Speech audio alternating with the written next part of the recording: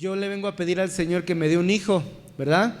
Y bueno, hermanos, este niño pues también fue una promesa de Dios, ¿verdad? Que Ana le dijo, si tú me das a este hijo, yo te lo voy a entregar a ti, te lo voy a conceder a ti.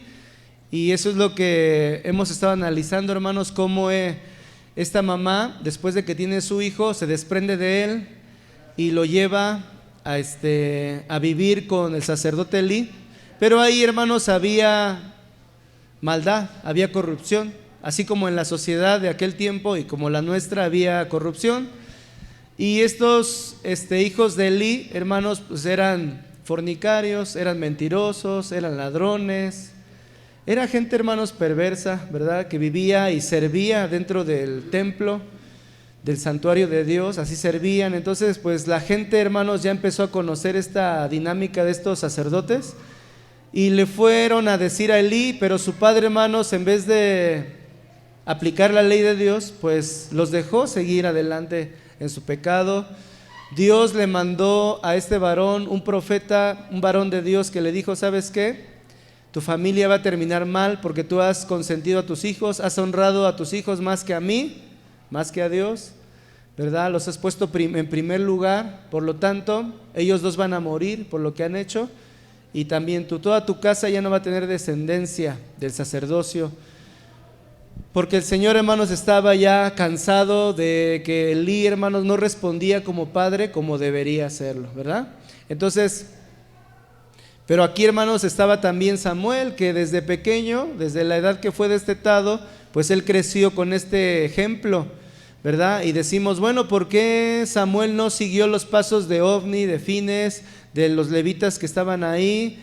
Pues es, hermanos, porque su mamá pastoreaba su corazón. Ella no lo veía todos los días, como nosotros que vemos a nuestros hijos todos los días. Ella venía cada año al templo y cada año le llevaba un vestuario especial, parecido al de un sacerdote, un efod, ¿sí, hermanos? Y pues ella le ponía en su mente la responsabilidad de servir al Señor, de no dejarse guiar, porque ya era algo que traía la gente alrededor, hermanos, de que los hijos de Elí estaban corruptos. Entonces su mamá le cuidaba su corazón y su papá para que él no se contaminara, hiciera lo mismo. Y eso es lo que lograron, hermanos, ya en el capítulo 2, versículo 26 de 1 de Samuel, dice la palabra, y el joven Samuel iba creciendo, ya no era un niño pequeñito, ya era un joven, y era acepto delante de Dios y delante de los hombres, ¿sí, hermanos? Entonces, esto, hermanos, pues es muy importante porque era muy raro Samuel ahí, era muy raro porque el otro lado de la moneda era la corrupción, la depravación, la fornicación. Entonces él, hermanos, era alguien que no casaba con la sociedad, ni el templo incluso en el que vivían, en el que se desarrolló. Por eso este versículo es clave, hermanos, para describir el trabajo de sus padres, que no estaban tan cerca. Ahora que nosotros tenemos a nuestros hijos más cerca, podemos lograr incluso más cosas, ¿no? Pero él, que no tenía a sus padres cerca, pudo ser bendecido, hermanos, por esas palabras. Pudo el niño ser obediente, pudo conocer al Señor, respetar a Dios, porque dice que era acepto delante de Dios. Esa es una meta para un padre, hermanos, que sus hijos sean aceptos delante de Dios y delante de los hombres, hermanos. Pues es el resultado. ¿Cuántas promesas no hay en la palabra que encontramos que si nosotros somos aceptos delante de Dios, pues eso viene como añadidura, ser aceptos de los hombres, ¿verdad? Entonces, las prédicas anteriores, las dos anteriores, vimos esto, hermanos, que delante de quién están creciendo tus hijos, ¿verdad? Porque veíamos que Samuel crecía delante de Elí cuando llegó, ¿verdad? Ya lo explicamos eso. Y después decía la palabra más adelante, y Samuel crecía delante de Jehová, ministraba delante de Jehová. Entonces, hermanos, aquí Elí pues era la figura también de su padre como un tutor. Crecía delante de Elí con responsabilidades en su crianza y crecía delante de Dios con ese temor a Dios. Pero también nuestros hijos, hermanos, crecen delante de una cultura, y la cultura, hermanos, que crecía, en la que estaba creciendo Samuel, pues es parecida a la nuestra, donde cada quien hace lo que bien le parece. ¿Sí, hermanos? Entonces hoy vamos a hablar, hermanos, del último punto, que están nuestros hijos creciendo delante de la cultura. Y ya con este simple título, hermanos, nos espantamos. De hecho, esa película que vamos a ver el sábado, bueno, los jóvenes ya, la mayoría de los jóvenes ya la vio, porque fuimos al cine cuando salió. Es una película, hermanos, que nos habla de la realidad de la cultura, hermanos, en el mundo. Y es algo, hermanos, sonidos de libertad. Es el sonido, hermanos, de niños que están siendo libres, ¿verdad? Pero es el sonido también de la iglesia cristiana, hermanos, cuando es libre del pecado, ¿verdad? Nosotros también fuimos libres de esa cultura del mundo. Entonces yo se la recomiendo porque Dios les puede tocar su corazón en esa película, ¿verdad? Entonces, cuando vemos la cultura, hermanos, pues vemos que está detrás Satanás, ¿verdad? Él es el orquestador del mundo. Dice la Biblia que lo describe como el príncipe del mundo, ¿verdad? El príncipe del mundo. Él puede ofrecerle a cualquiera de los que están aquí lo que quieras, lo que quieras. Por eso, hermanos,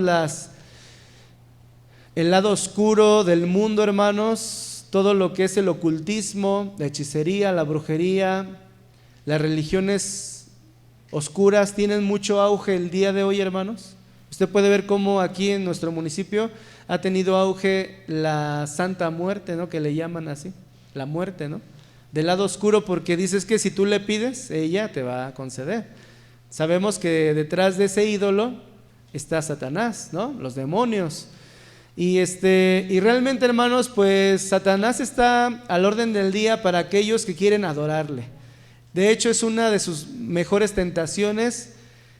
Adórenme y yo te doy lo que quieras, le dijo a Jesús. Mira todos los reinos del mundo, yo te los voy a dar si tú postrado me adorares. Entonces Satanás, hermanos, se ha fragmentado para cautivar las mentes y los corazones de millones de personas.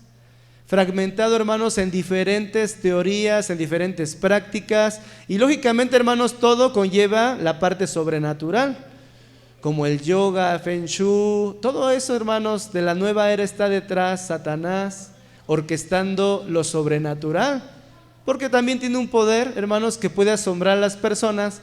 Y cuando sucede lo que le piden, o se mueve el agua, o se mueve la ouija, o se mueven las piedras, o te leen la mano y te revelan tu pasado. Ahora hay un programa en la radio que dice: nada más dame tu nombre y tu fecha de nacimiento, y te empiezan a describir todo lo que tú eres, cuántos hijos tienes, qué estudiaste, te dicen todo, y tú dices: ¿cómo sabe todo de mí? Y la gente se queda asombrada. Detrás de eso, hermanos, hay muchos demonios trabajando, dominando, y más en esta fecha, hermanos, donde hoy todo el día es el culto a Satanás, ayunan para Satanás, sacrifican niños para Satanás, señoritas para Satanás, ¿verdad? Y es algo, hermanos, que anhela Satanás. Él anhela adoración. Él anhela adoración. Ahora, hermanos, imagínense si Satanás tiene poder, un poder ilimitado, y sus miembros, sus siervos son usados con ese poder, que la gente se asombra. Decía un libro que leí, la iglesia a veces está muy cómoda perdiendo el tiempo, porque el Dios nuestro, hermanos, tiene muchísimo más poder que Satanás.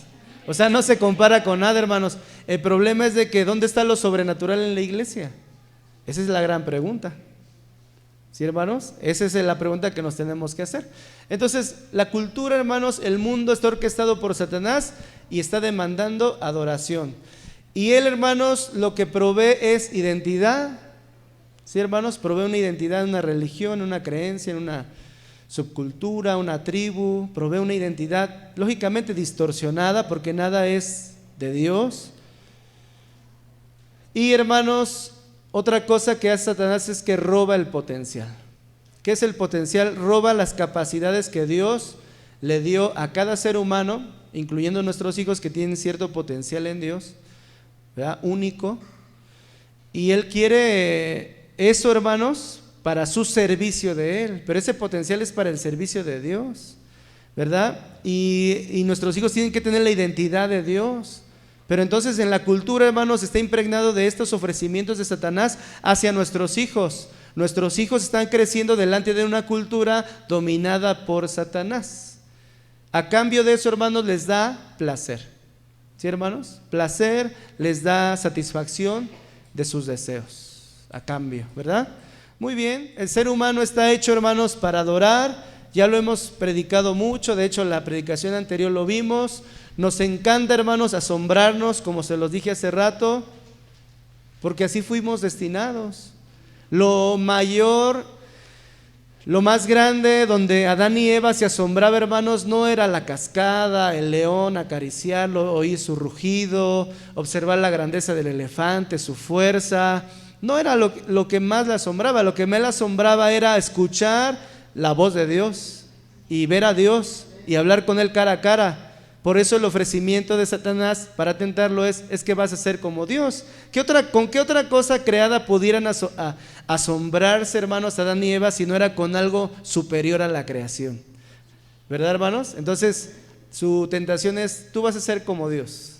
Ellos se quedaron, es lo más grande que puedo yo tener en el mundo, Dios, ¿verdad? Y ahí, hermanos, Satanás, el padre de mentira, desde ese momento hasta ahora, y todos sus hijos que practican la mentira, ¿verdad? Engañan a la gente. Entonces, ver cosas espectaculares, nos gusta maravillarnos ante las cosas. De hecho, el mundo, hermanos, de la tecnología, del entretenimiento, se mueve por esto, con lo que fue dotado el hombre, hermanos, que es el asombro.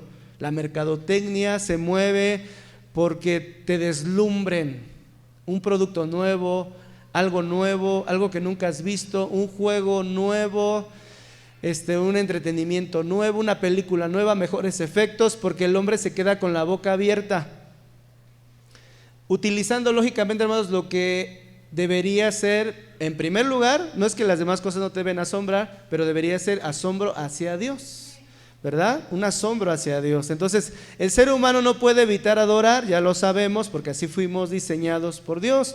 Sin embargo, nuestros hijos adorarán a Dios o se postrarán a los ídolos. Y ya lo vimos, nadie puede dejar de adorar, ni siquiera, hermanos, los no creyentes. Si a ti te hacen burla, hermanos, por ser creyente y luego te dicen: es que tú eres muy religioso, tú tienes que responder: tú también eres religioso. Incluso hasta a lo mejor eres más apasionado que yo en tu religión, ¿verdad? Porque no hay nadie que se libre, hermanos, de ser adorador. Solamente que tú adoras al Dios verdadero y ellos pueden estar adorando otra cosa. Entonces, aquí la pregunta que debes subrayar es: ¿qué le encanta a tus hijos? Ya sean hijos adolescentes, jóvenes o niños pequeños.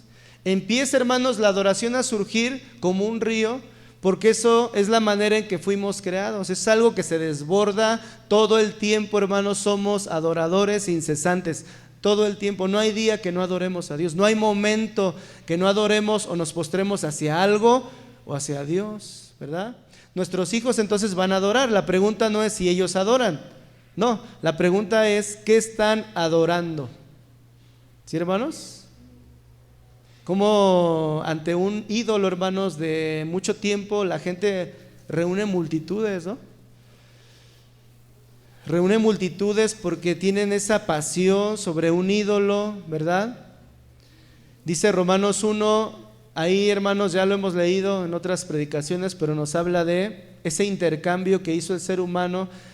Nos dice que Dios se dio a conocer a la humanidad y la gente respondió a esa revelación de Dios, pero adorando y dando culto a las cosas creadas antes que al Creador. Entonces, chequen su enfoque, hermanos, de la crianza. ¿Cuál debe ser su enfoque? Guiarlos a la correcta adoración. Algunos ídolos que nuestros hijos se postran, hermanos, no son estatuillas como la que vimos aquí. De hecho, esto ya está pasando de moda para el ambiente juvenil. Ya tú cada vez menos jóvenes en las iglesias, por ejemplo, católicas, ya no van casi, porque es algo cultural. Pero no por eso no son adoradores, ¿verdad? Ahora están adorando otras cosas. Ya no son estatuillas de barro, de cemento, de yeso, de madera. No, ya no es eso. Son ídolos del corazón. Subráyale ahí. Son más sutiles que las estatuas. Esto, hermanos, es lo que más preocupa de la cultura. Los ídolos, aquello que saca a Dios de en medio de nuestro camino. Muy bien, eso es lo que debería más preocuparnos como padres. Voy a mencionar varios ídolos con los que nuestros hijos pueden quedar con la boca abierta en este tiempo, aunque hay más. Aquí solamente son pocos los que te voy a mencionar. Puede ser el ídolo de la soberbia y la realización. Yo sé, hermanos, que los padres, no solamente la cultura tiene mucho que ver con estos ídolos, también el uso de las redes sociales y los padres, ¿verdad? Tiene mucho que ver con que el hijo se vuelva idólatra. El ídolo de la soberbia y la realización. Impulsados, hermanos, a lograr éxitos. Lograr éxitos, se enorgullecen de su rendimiento. Es que yo sé hacer las ecuaciones y tú no las sabes hacer. Es que yo sí sé de química y tú no sabes de química. Y eso, hermanos, empieza a centrarse en su ídolo, que ya no es una estatuilla, es una actitud del corazón. Sí, hermanos, es que yo te gano las carreritas. Y parece algo normal. Yo te gano, yo soy mejor. Pero eso, hermanos, genera luego en el niño una competencia ya más como que enfocada, hermanos, a ganar siempre, ¿no? Entonces, hay niños que no aceptan perder, por ejemplo, ¿verdad? Y esos son aquellos que ya empiezan a tener un ídolo en su corazón. Rindo más que otros y admiren lo que hago. Y los papás se encargan de esto, hermanos, de que el niño sea más soberbio. Le aplauden los logros, como les dije, no centra nada en Dios. De hecho, nada Dios tiene que ver con tus logros. Tú eres fuerte, tú puedes, tú tienes la capacidad, vas a salir adelante. Y es pura motivación hacia que el niño, hermano, se vuelva más soberbio, ¿verdad? Dios no está en medio de eso. Entonces es quitar a Dios de en medio y adorar las cosas creadas antes que al Creador. Romanos capítulo 1. El ídolo de las posesiones. Les encanta tener cosas, hermano. Entonces todos esos pequeños ídolos sutiles, hermano, que llaman a la puerta de nuestros hijos, ¿verdad? Les encanta tener cosas a los niños, atesoran sus pequeñas cosas, aseguran y resguardan sus cuartos, que no se meta mi hermano porque luego se mete a agarrar mis cosas y son de tanto valor que me han costado tantos ahorros. Cierra la puerta con llave porque ¿quién va a agarrar mis cosas? Que no se atrevan a agarrar mis cosas. Están enamorados de sus posesiones. Y si algo les pasa a sus cosas, hermanos, hacen un drama, ¿verdad?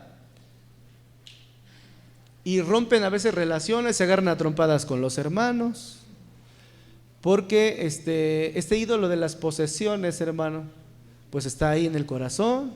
Quieren ahorrar, pero no para ahorrar para algo productivo en su vida, quieren ahorrar para tener más posesiones, hacer una mentalidad materialista. Vienen a ti, ahí dice pidiendo que les compres lo que quieren, más posesiones.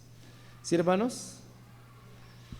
Entonces ahí está, hermanos, los ídolos del corazón. Otro ídolo del poder o la influencia. Hay niños que les encanta, hermanos, como a muchos padres, controlar las circunstancias, que nada se salga de su control, y desde pequeños lo empiezan a aprender, hermanos.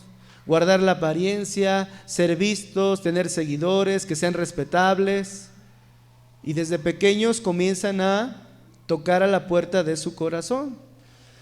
El ídolo del temor al hombre, hermanos. Desde pequeño hay mucho adulto que tiene temor al hombre, pero también los niños comienzan a tener deseos de ser aprobados por otros, ¿verdad? De que todo se le aplauda, de que hace las cosas ya con una motivación de que se le reconozca, porque demanda, hermanos, aprobación. Es como que se llena, como que se deleita en que tú lo apruebes todo el tiempo lo que hace, le aplaudas, quedar bien con las personas, buscar su agradecimiento. Entonces todo lo que hace, hermanos, tiene que ver con que el ídolo sea exaltado, sea alabado, ¿verdad? Entonces llamar la atención de los demás. El ídolo del placer y la sensualidad, que está muy pegado ahorita en nuestros niños, adolescentes y jóvenes. Deseo de ir a lugares, deseo de estar con personas, que la vida sea emocionante, descubrir cosas nuevas. Y cuando llega, hermanos, también a su vida tocando la puerta de su corazón en el área sexual, 7 años, 6 años, 8 años, empieza a tocar ahí, hermanos, ya sea con compañeros de su escuela, viendo los dispositivos, empieza también a tomar forma ese ídolo del placer y la sensualidad. Comienzan a ver que sí, realmente lo que ven se siente. Y como se siente bonito, pues se orillan, hermanos, a formar adicciones sobre su cuerpo y sobre su mente. Sí, hermanos, ese es el ídolo del placer, el ídolo de la belleza y la estética. Sí, hermanos, que los padres pues hacen todo eso para que los niños luzcan bien. que luzcan bien. Entonces, cuando esto, hermanos, se sale de control, pues el niño, hermanos, empieza a ser un adultito en chiquitito, ¿verdad? Un adultito, un joven, pero en niño, ¿verdad? Entonces los padres también tienen que ver detrás de todo esto y todo lo que se promueve, hermanos, dentro del hogar y de las redes sociales. Rendirse a la apariencia, estar a la moda, lucir bien, recibir halagos de lo que porta y cómo luce. Se la pasan viendo videos de moda, de cómo maquillarme, de qué untarme, de cómo verme mejor. Y eso, hermanos, ahorita en las redes sociales está ahí desbordándose. Hay para todo tipo de ídolos las redes sociales, para lo que quieras, ¿verdad? Y cuando son capturados nuestros hijos, pues eso se dedican a ver todo el tiempo. Todo el tiempo. El ídolo del entretenimiento no se diga, ¿no, hermanos? Muchas horas frente a las pantallas, los dispositivos, videojuegos, videos musicales, los shorts que ahora son ya más rápidos porque ahora ya no aguantan un video completo. Ahora ya les pusieron el TikTok, les pusieron los shorts, ¿verdad? Que son videos más cortitos, el exceso de redes sociales, el ídolo del entretenimiento.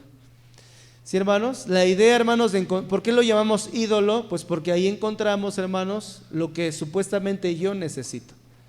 Yo necesito placer, yo necesito paz, yo necesito seguridad, yo necesito sentirme bien. Eso, hermanos, que debería dárnoslo Dios, está dándonoslo toda esta lista de ídolos, que esto lo tomé de parte de los niños, pero hay ídolos para todas las edades. ¿Sí, hermanos? Hay ídolos para todas las edades. Entonces, es esto, hermanos, tenemos un gran problema, ¿no, hermanos? Tenemos una gran necesidad. El problema es que ya no lo vemos como necesidad, lo vemos como algo normal, ¿verdad?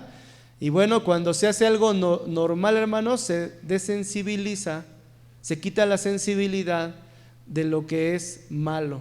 Cuando algo se normaliza, nos hacemos menos sensibles a que algo pudiera verse malo o pensar que eso es malo. Entonces, cuidado con dejar de ser sensibles, ¿no?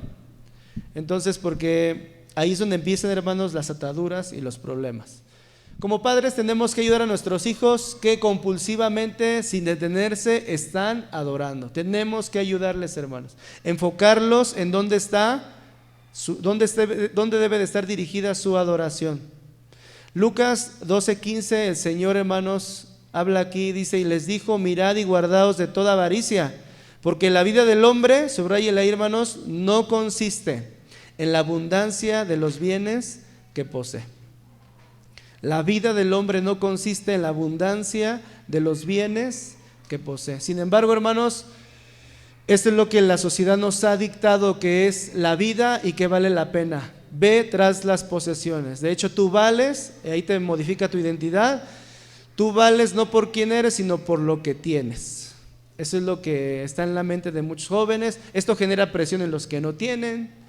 Empieza la competencia, la rivalidad, la presión. Es que si él lo tiene, ¿por qué yo no lo tengo que tener? Entonces tenemos que redoblar esfuerzos, tenemos que trabajar más, porque no podemos quedarnos atrás. Mira, todos están avanzando. Está muy de moda la palabra conformista. No te conformes, tienes que ir por más, tienes que ir por más. Y esto, hermanos, esto es lo que la sociedad nos está diciendo, y detrás de eso está Satanás, ¿verdad? Pero Jesús dice: la vida del hombre no consiste en la abundancia de los bienes que posees. Nuestra tarea como padres, hermanos, está expresada en la palabra de Dios, y es llevar, hermanos, a esta generación a que conozca que en Dios, hermanos, están todas las delicias, toda la gloria, hermanos, que un hombre pudiera buscar. Y entonces lo tenemos que, hermanos, promover, lo tenemos que enseñar. Y ahorita vamos a ver varios salmos de cómo, hermanos, tenemos que expresarlo a nuestros hijos, ¿verdad? Por ejemplo, el Salmo 146 describe la manera en que debemos criarlos, con qué palabras. Dice: te exaltaré, mi Dios, mi Rey, y bendeciré tu nombre eternamente y para siempre. Cada día te bendeciré y alabaré tu nombre eternamente y para siempre. Grande es Jehová y digno de suprema alabanza, y su grandeza es inescrutable. Generación a generación celebrarán tus obras y anunciará. Eso es lo que tiene que hacer cada generación, hermanos. Tus poderosos hechos. En la hermosura de la gloria de tu magnificencia y en tus hechos maravillosos meditaré.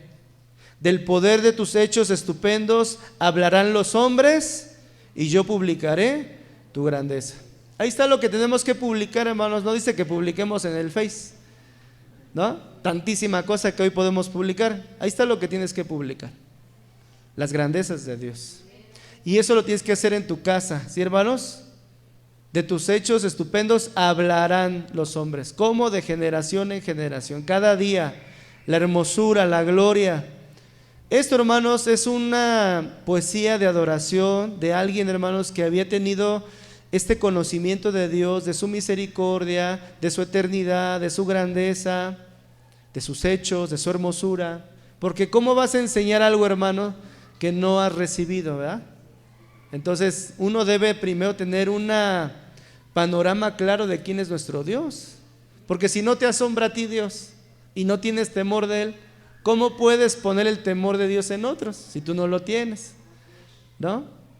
Tú sigues hablando como los del mundo, sigues pensando como los del mundo, sigues viendo como los del mundo, sigues decidiendo como los del mundo, tu matrimonio es como los del mundo. Ahí no te asombras de Dios, no tienes temor de Dios. ¿Cómo poder, hermano, impregnar a nuestros hijos de las cosas de Dios si Dios no está presente conmigo, ¿verdad? Eso es lo que estoy mencionando. Entonces debemos ayudarle a nuestros hijos a comprender, pero no, hermanos, de manera religiosa como los judíos, que ellos tienen que estar repitiendo la palabra todos los días, hermano. Es muy bueno, sí, porque la tienen en su mente, pero si no tienen una relación con eso, hermanos, con lo que dicen, pues ¿cómo, hermanos, van a comprenderlo? ¿Cómo van a aterrizar esa verdad, ese conocimiento de Dios, verdad? No vivimos de las circunstancias de la vida, hermanos. Interpretamos las circunstancias de la vida, todos los que estamos aquí. No vivimos de las circunstancias. Ya te he predicado eso. Ponemos a dos familias sobre un mismo problema y las dos deciden diferente manera de resolverlo. Una en el temor de Dios y otra puede ser sin el temor de Dios. Porque no vivimos de las circunstancias, interpretamos las circunstancias de la vida. Pero ¿cuál es tu base para interpretar las circunstancias de la vida? Tus hijos, hermano, hacen esto todo el tiempo. Ellos interpretan lo que pasa en casa. ¿Desde qué perspectiva lo están enfocando?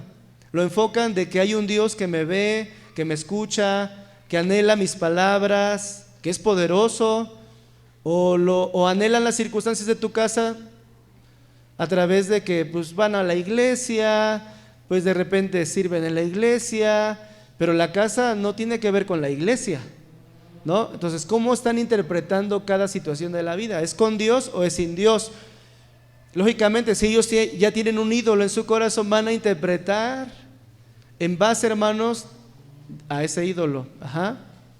Entonces es muy importante. Si ustedes se acuerdan de esta escena de la esposa de Potifar y de José que salió huyendo, ¿no?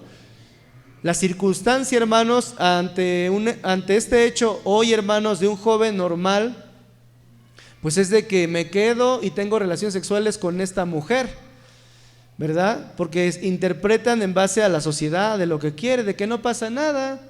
Es más, ya hoy, hermanos, tienen relaciones sexuales sin ser nada en la vida, a lo mejor son amigos, pero ya no conlleva una responsabilidad, ya no conlleva sentimientos, solamente es el desahogo de sensaciones y emociones. Esa es la vida de hoy, hermanos. O sea, el corazón ya está deshumanizado, ya está insensible. Ahora el cuerpo, hermanos, incluso se intercambia por cosas. La nueva prostitución, hermanos, es, ¿cómo se dice? ¿Sugar? ¿O cómo se dice? La nueva prostitución, ¿no? Que el joven o la joven va a buscar una persona que tiene dinero para prostituirse y obtener un celular del año, una computadora, un viaje, pero no tiene nada que ver con que va a vivir con el viejito o la viejita, no. Solamente es porque quieren ser felices los dos, uno con su ídolo de las posesiones y el otro con su ídolo del placer y su morbosidad. Entonces eso es lo de hoy, hermanos. La sexualidad hoy está, hermanos, depravada, fragmentada, y tenemos que cuidar a nuestros hijos, ¿verdad? Porque eso es lo de hoy, no tiene nada, no cargas nada en tu conciencia de que el viejito, la viejita, o no, ya todo eso ya pasó, hermanos, eso ya no le espanta a nadie hoy. Ajá. Entonces tenemos que tener cuidado con eso, porque nuestros hijos están viviendo en esa cultura, ¿sí? La vida, hermanos, se encuentra en conocer a Dios, dice Jesús, y esta es la vida eterna. Usted sí sabe este versículo, ¿no? Y esta es la vida eterna. ¿Cuál es la vida eterna, hermanos? ¿A quién? Al único Dios verdadero. ¿Y a quién más? A quien has enviado. Jesús dijo: yo soy el camino, yo soy la verdad y yo soy la vida. ¿Sí, hermanos? Entonces el Señor dice: y esta es la vida eterna, que te conozcan a ti. ¿Qué tipo de vida quieres para tus hijos, hermanos? La Biblia describe dos tipos de vida y su manera de vivir. Lo expresa Santiago, por ejemplo: una vida basada en la sabiduría animal y una vida basada en la sabiduría espiritual. Porque una vida basada en la sabiduría espiritual es que conoce y teme a Dios. ¿Sí, hermanos? Esta es la vida eterna, la vida abundante. No es, hermanos, esta es la vida que te llevará al cielo. Así no dice, hermanos. Ahorita vamos a entender que vida eterna, hermanos, no tiene que ver que vamos a ir al cielo. No. La vida eterna, hermanos, es aquí. La vida eterna se vive desde aquí. Y radica en qué, hermanos, en que mis hijos conozcan a Dios, el único Dios verdadero, y que conozcan a Jesucristo, a quien le envió como medio de salvación. Entonces la vida eterna se encuentra, hermanos, subraya la palabra, un conocimiento, porque esa es la palabra griega, un conocimiento experimental. No es conocer pues sí, ya conozco cuánto es 2 por 2. Es un conocimiento que a veces no tiene ni relación con tu vida, ¿no? Pero sí, hermanos, este tipo de conocimiento, que te conozcan, es una palabra, hermanos, que habla de un conocimiento que tiene que experimentarse. Por eso es que es vida eterna. Te lo voy a aclarar más. Dice: la vida es, hermano, fíjate cómo es la vida, es participación activa con el medio ambiente. Decimos: él está vivo porque está participando activamente con el medio ambiente. La muerte es el cese de que deja de involucrarse con el medio ambiente. Ya se murió, ya no se está involucrando con el medio ambiente, está muerto, ya sea físico o personal. Ahora, la vida eterna, hermanos, significa que estamos vivos y activos, subráyale, al ambiente de Dios. Así como un vivo en lo natural dice: bueno, pues todos aquí estamos vivos porque estamos interactuando con el ambiente vivo. Ajá. La vida eterna, hermanos, vida es esa interacción, pero eterna involucra, hermanos, a Dios. Dios es eterno, es una de sus cualidades. Dios es eterno. Entonces, la vida eterna, hermanos, significa que estamos vivos y activos, pero no en un ambiente natural, sino en un ambiente, hermanos, escríbele ahí, espiritual. Vida eterna es vivir, hermanos, en un ambiente espiritual de Dios, como vivía Adán y Eva en el Edén, en el paraíso. ¿Sí, hermanos? Era un ambiente espiritual de Dios. Ellos vivían en la vida eterna. Ajá. Si Dios y su ambiente espiritual no afectan o dominan mi vida, entonces se puede decir que no tenemos o experimentamos vida eterna. ¿Sí, hermanos? A lo mejor estamos vivos, ¿no? Por eso espiritualmente habló el profeta así: estos parece que están vivos, pero en realidad no están vivos. Hablando espiritualmente, están muertos. Y no es que estaban muertos físicamente, no tenían vida eterna. ¿Sí, hermanos? Vida de Dios. Entonces, sin el ambiente de Dios, hermanos, entonces vivimos la vida en la misma dimensión que lo viven los animales. Esa es la reflexión que hace Santiago.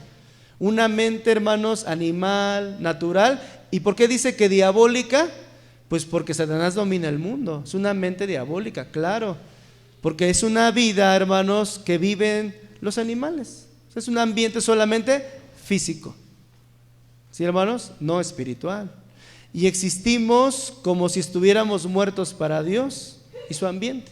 Entonces, ¿cuál es la vida eterna, hermanos? Según San Juan 17. Y esta es la vida eterna,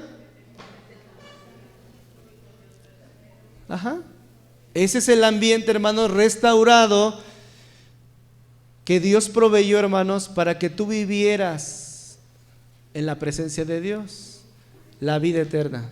¿Sí, hermanos? Como el canto que entonamos, la vida eterna es conocerte más. ¿Sí, hermanos? ¿Sí, ya recordó el canto? ¿Sí, hermanos? Muy bien. Dice, porque de tal manera amó Dios al mundo que dio a su Hijo, para que todo aquel que en Él cree no se pierda, sino que tenga, ¿qué, hermanos? Vida eterna. O sea, va a restaurarte tu posición como creación de Dios a lo original. Vas a estar en la presencia de Dios, disfrutando su compañía. Y cuando hagas eso, tú le vas a conocer. Y mientras lo conoces, vas a experimentar su persona. Eso se le llama vida eterna. Vida eterna no es estar en el cielo, hermanos. Vida eterna es que tú seas impactado por la vida de Dios. ¿Sí, hermanos? Muy bien. Entonces, de tal manera amó Dios al mundo, que dice, yo quiero que todos ellos vivan la vida que yo diseñé para ellos. ¿Cómo lo voy a hacer? A través de Jesucristo. Por eso es importante que te conozcan a ti, el único Dios verdadero, y a Jesucristo. ¿Sí, hermanos? A quien has enviado. Muy bien, entonces la vida se encuentra en conocer a Dios. ¿Cómo debemos hablar a nuestros hijos? Muchos, Salmos 4:6, muchos son los que dicen, ¿quién nos mostrará el bien? Alza sobre nosotros, oh Jehová, la luz de tu rostro. Tú diste alegría a mi corazón, mayor que la de ellos cuando abundaba su grano y su mosto. Subraya la palabra alegría. ¿Qué busca o qué ofrece, hermanos, a nuestros hijos en esos ídolos? Alegría. Pero el Señor, el salmista aquí dice, hermano, tú diste alegría a mi corazón. ¿Qué tipo de alegría? Aquí te la describe, mayor que la que ellos cuando abundaba su grano y su mosto. Es decir, hermanos, acuérdense que en el pueblo de Israel no había conservadores, no había refrigeradores, no había almacenes de comida como hoy, que todo te lo dan enlatado, duraznos de a lo mejor de un año y tú te los vienes comiendo ahorita y funciona, ¿no? Chiles, lo que quieras. Antes no, hermano, antes vivían de lo que la cosecha les daba en el momento. Y dice, la alegría, o sea, hermanos, disfrutar la fruta en el momento de la cosecha era la mayor alegría que podía vivir alguien del pueblo de Israel. Entonces, cuando ellos, hermanos, disfrutaban eso de la cosecha nueva, no había nada que se comparara, porque después eso se iba a secar y lo tenían que comer seco. No es conservado como ahora. Tú puedes entender qué sentido le da, hermanos, los placeres que da Dios. Dice, tú le das alegría mayor que la de ellos cuando abunda su grano y su mosto. Es el gozo de la frescura de la cosecha, el gozo de comer las cosas frescas. Habla del gozo de Dios, de tenerlo a Él, de que Él nos produce ese tipo de alegría. Esa es la vida eterna. ¿Sí, hermanos? Yo sé que a veces viene a nuestra mente y luchamos, ¿y por qué Él tiene más que nosotros? Como una tentación del diablo, ¿no? ¿Y por qué el vecino que no conoce de Dios prospera y yo no? Tú tienes que llegar a conocer a Dios, porque Él tiene que darte alegría mayor que la que ellos cuando abunda su grano y su mosto. ¿Sí, hermanos? Porque eso es lo que al final le enseñas a tus hijos. No los haces hijos así, no, pues nosotros estamos condenados a no tener nada, a vivir de la miseria. Entonces tus hijos reciben esa idolatría que tú tienes, porque no reconoces a Dios en las situaciones. ¿Sí, hermanos? Entonces, el Salmo 16:1 dice, guárdame, oh Dios, porque en ti he confiado. Oh alma mía, dijiste a Jehová, tú eres mi Señor, no hay para mí bien fuera de ti. ¿Qué es lo que promete, hermano, Satanás a través de esos ídolos que le brindan a nuestros hijos? Te va a ir bien, te vas a sentir bien, nada se va a comparar con lo que yo te voy a dar. Entonces, aquí el salmista dice, tú eres mi Señor, no hay para mí bien fuera de ti. Yo a todos los que aconsejo, hermanos, en ciertas áreas, yo le digo, mira, cuando tú digas ya con todo tu corazón este tipo de salmos, estás graduado. Que tú no encuentres un placer mayor que Dios, ya no tengo nada que decirte. Se acabó la consejería. Pero mientras algo tenga para ti bien, aparte de Dios, todavía necesitas consejo. Tienes que llegar al punto donde tu deleite sea Dios. ¿Sí, hermanos? Tu deleite sea Dios. Ya no haya otra cosa que te satisfaga, solamente el Señor. Puede haber otras cosas secundarias que te causen felicidad, sí, pues qué padre me la pasé, pero no es tu deleite, no es tu satisfacción. Tú eres mi Señor, nada hay para mí bien fuera de ti. Son las palabras que tienen que escuchar nuestros hijos, hermano. Hablada y actuada, hablada y actuada. ¿Sí, hermanos? Porque son influencias formativas. Si tú le muestras con otras actitudes que hay bien fuera de Dios, hijo, ¿qué crees que la diversión es? Tú vas a sentir más padre que el servicio, está bien aburrido. ¿Qué vamos a ir a hacer allá? No, hay algo que nos va a causar más bien, es irnos a otro lugar. Y eso tomarlo como un deporte ya, como familiar, eso, hermanos, está dando un mensaje. Hay bienes fuera de Dios y de su casa y de la congregación. Hay bienes mejores que yo puedo disfrutar. Eso es generar ídolos en nuestros hijos. ¿Sí, hermanos? Entonces Jehová es la porción de mi herencia y de mi copa. Tú sustentarás mi suerte. Las cuerdas me cayeron en lugares deleitosos y es hermosa la heredad que me ha tocado. Subrayé lo que sigue. Me mostrarás la senda de la vida.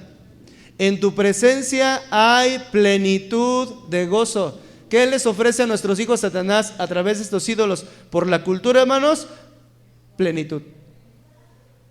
Mira, esto de la sexualidad para ti va a ser algo pleno, va a ser un deleite, disfrútalo, dice Satanás.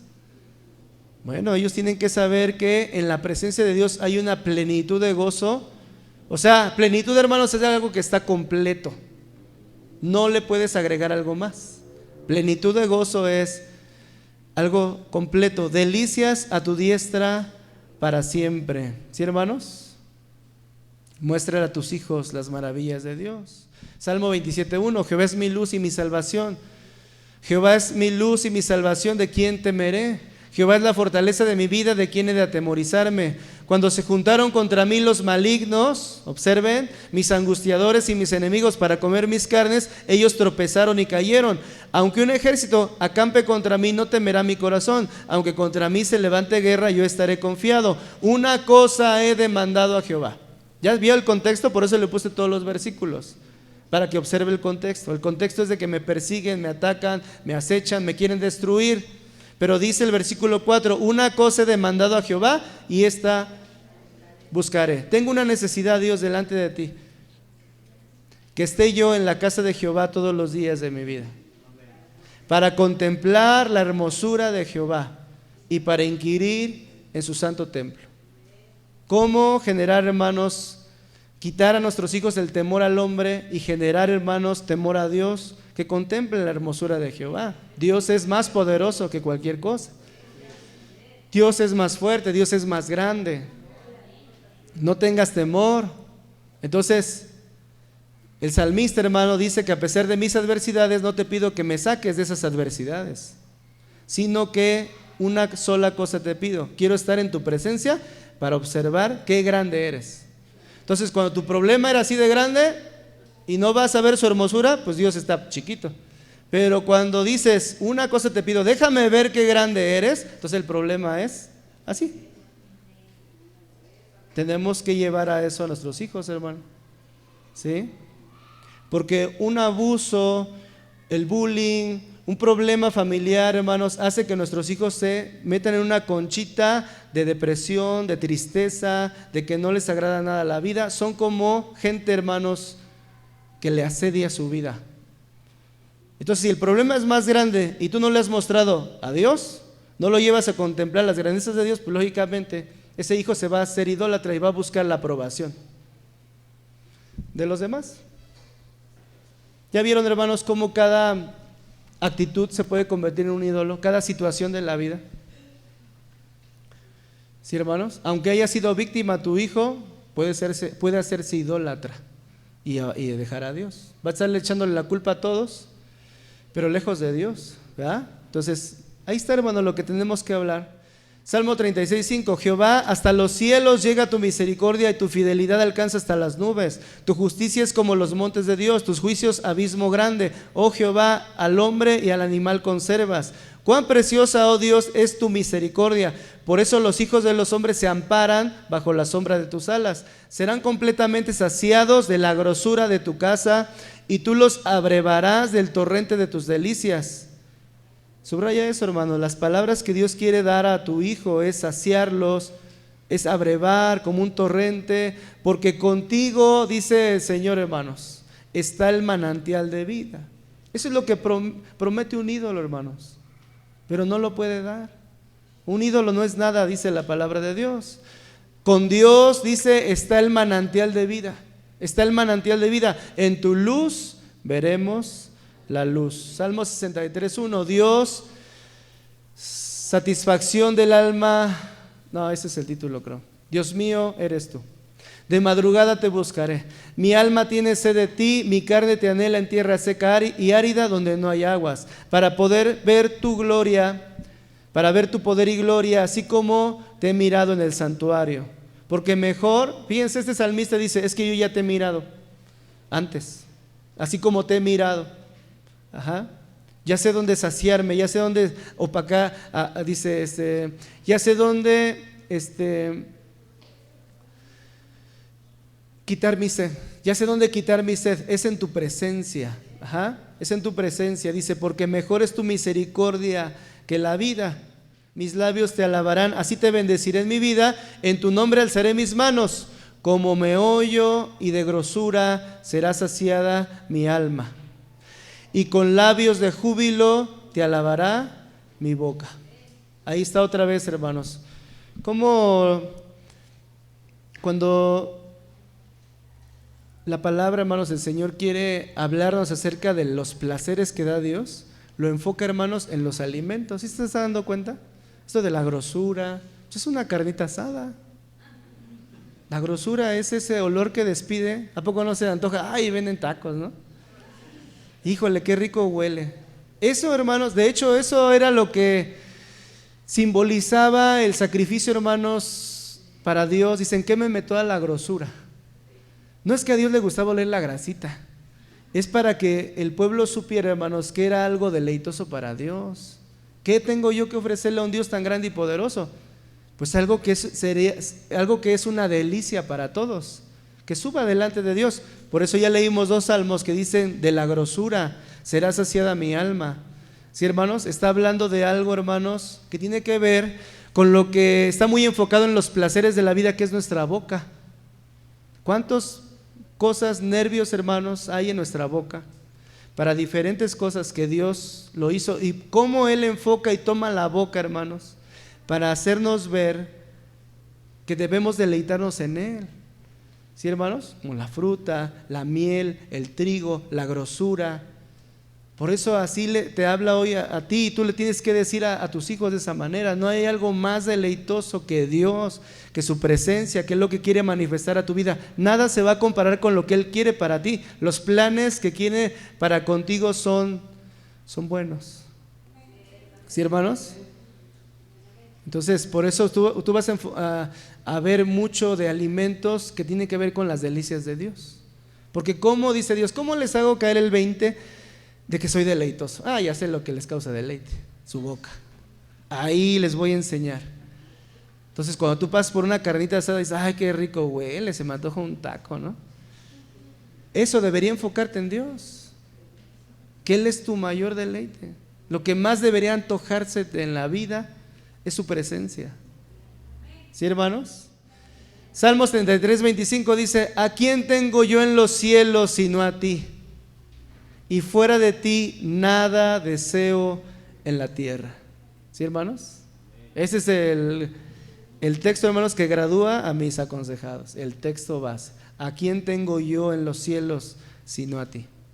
Y fuera de ti nada deseo en la tierra. Si alguien, hermanos, que buscaba un consejo empieza a conocer a Dios y experimentar esto, hermanos, no en conocimiento, yo se los puedo dejar que lo digan de memoria, pero en su vida está deseoso de ver a Dios, de adorar a Dios, está deseoso de escuchar la voz de Dios, está deseoso de intimar con Dios, está deseoso de expresar a Dios, está deseoso que vean a Cristo en él. ¿A quién tengo yo en los cielos sino a ti? Fuera de ti nada deseo en la tierra. Mi carne y mi corazón desfallecen, mas la roca de mi corazón y mi porción es Dios para siempre. Salmo 81:10. Yo soy Jehová tu Dios, que te hice subir de la tierra de Egipto, o sea, te saqué del mundo. Abre tu boca, otra vez toma la boca, hermanos, para decirte algo que quiere darte Dios o que quiere que pienses Dios. Abre tu boca, dice Dios. ¿Qué quieres? ¿Carnita asada? ¿Qué quieres? Solamente abre tu boca. ¿Qué le hace falta a Dios, hermano?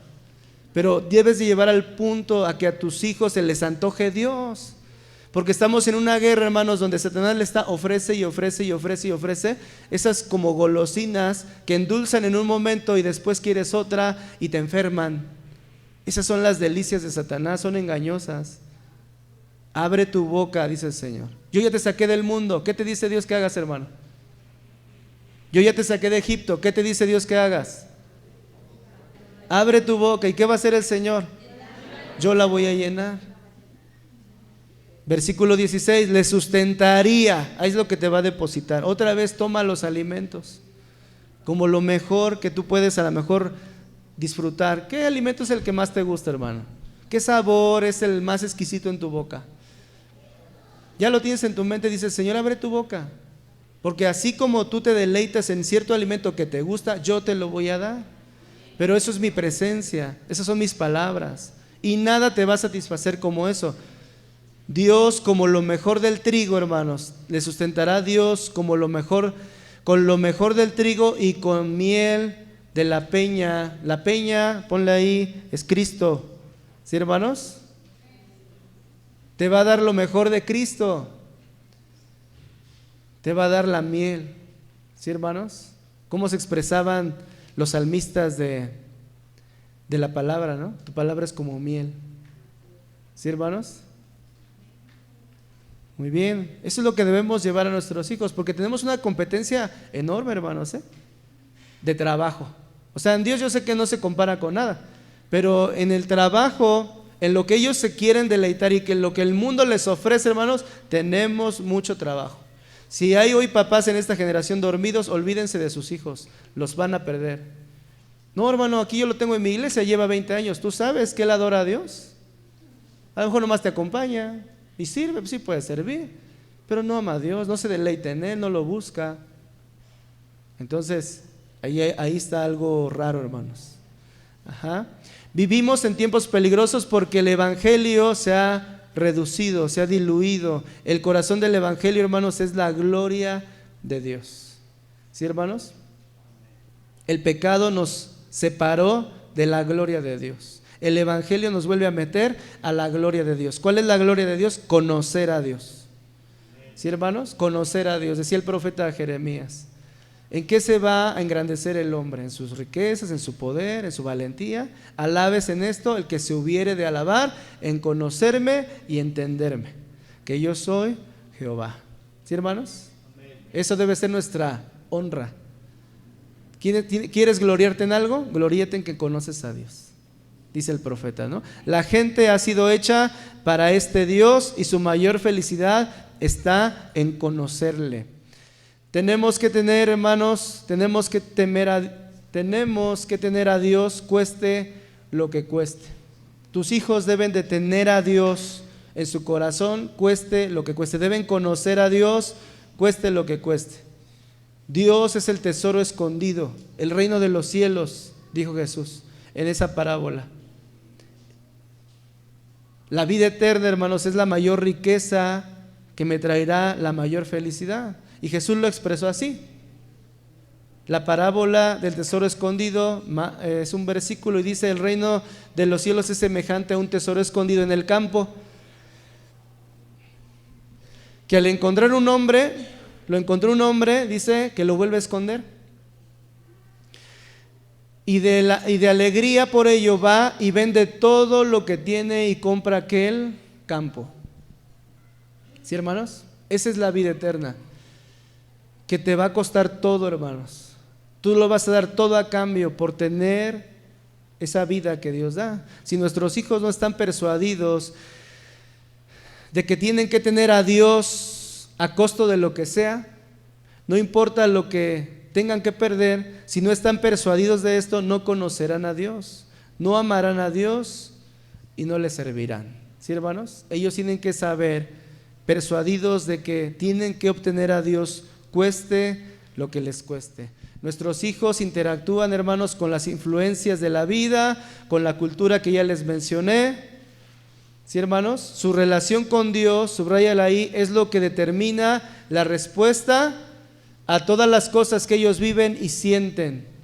Por eso es tan importante que puedan conocer a Dios, para amarle y servirle. Isaías, hermano, dice así, 55:1, terminamos con este pasaje, y dice: a todos los sedientos, venid a las aguas, y los que no tienen dinero, venid, comprad y comed. Venid, comprad sin dinero y sin precio, vino y leche. ¿Por qué gastáis el dinero en lo que no es pan? Esto es lo que debemos de hacerle reflexionar a nuestros hijos. ¿Por qué te veo tan involucrado en lo que no te va a saciar? En lo que nunca te va a llenar, en lo que está hueco, en lo que está vacío, en lo que te aleja cada vez más de Dios. ¿Por qué gastas tu tiempo en ese entretenimiento? ¿Por qué gastas tu dinero en esa apariencia, en esas posesiones, en lo que no es pan, y tu trabajo en lo que no te va a saciar? ¿Sí, hermanos? Porque todos esos ídolos, hermanos, sacian momentáneamente, pero necesitas más y más y más y más y más y más. Y tú conoces ese tipo de personas cómo son, cómo se hacen, cuando el ídolo ya ha llegado a su tope y todavía quieren más. Pero podemos decirle: ¿por qué gastas tanto en lo que no te has saciado hasta ahora, aunque lo tienes todo? Oídme atentamente y comed del bien, y se deleitará vuestra alma con grosura. ¿Sí, hermanos? Subraya eso, porque esa es la entrada, hermanos. Hijo, como dicen los proverbios, escucha atentamente a tu padre, no menosprecies el consejo de tu madre. Oídme atentamente. ¿Sí, hermanos? Escúchame. Asegúrate, hermano, que tus hijos te escuchen cuando les hables de Dios. Y entonces ahora coman de lo que yo les estoy diciendo, y se deleitará vuestra alma con grosura. Nuestros hijos están interpretando la vida, ven las circunstancias de la vida y la interpretan todo el tiempo, pero ¿bajo qué lente están interpretando la vida? Tú dices que mi hijo, hermano, ya está bien rebelde, ya no me hace caso de nada. Es que él tiene un lente, es un ídolo en su corazón, como dice Ezequiel, que pone tropiezo en su camino. No le puedes hablar nada de Dios, porque es el lente a través del cual tiene una información de esa idolatría que lleva, no puede recibirte nada. Es muy difícil que deje su rebeldía, porque no conoce de Dios. Solamente tiene ese enfoque en la vida. Si ellos no conocen al Dios vivo y verdadero, jamás interpretarán las circunstancias de la vida correctamente. ¿Sí, hermanos? Tenemos que llevarlos a que conozcan a Dios. Cuando conozcan a Dios van a decir, ellos tienen la vida eterna. Y esta es la vida eterna. ¿Cuál es la vida eterna, hermanos? Que te conozcan a ti, ¿verdad? El único Dios verdadero, y a Jesucristo al que has enviado. Y el salmista dice: yo te saqué de Egipto, ahí donde servías, abre tu boca y yo la llenaré. ¿Sí, hermanos? Aquí no habla el salmista de que tienes que ponerte a hablar cosas, no. Es de que él, hermano, quiere saciarte. ¿Sí, hermanos? Abrir la boca, hermanos, no es tan común. Lo podemos ver en los niños pequeños. Ya en los grandes, en los grandotes ya no lo vemos. Lo vemos también en las aves, ¿sí o no? Pero llega la mamá con el alimento, con sus polluelos, y les abre la boca y le deja caer todo ahí, ¿no? Ya molidito y todo. Y el bebé también. ¿Saben por qué, hermanos? Porque no todos tienen hambre de Dios. Esos pollitos tienen hambre. El más escandaloso es el que le da la mamá primero. Y el bebé con sus señas te dice, que ya, ¿no? Le des. Y cada vez que le acerca la cuchara ya tiene la boca abierta antes de que le acerque la cuchara. ¿Sí se acuerdan cuando tenían sus hijos bebés? Eso se refiere a ese salmo. Porque no todos abren la boca para llenarse de Dios. Solamente los que tienen hambre, los que tienen deseos de Dios. Y llega y dice el Señor: abre tu boca, yo ya te saqué del mundo. Abre tu boca, yo tengo algo para ti.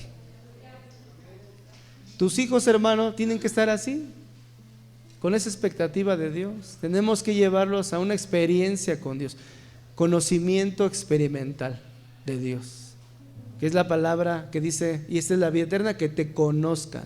Es un conocimiento experimental, no es memorístico, no es que ya se la sabe, que sabe muchas historias de la Biblia. Sí las puede saber, pero ninguna, hermanos, la ha interiorizado. Le falta experiencia, y a eso tenemos que llevarlos.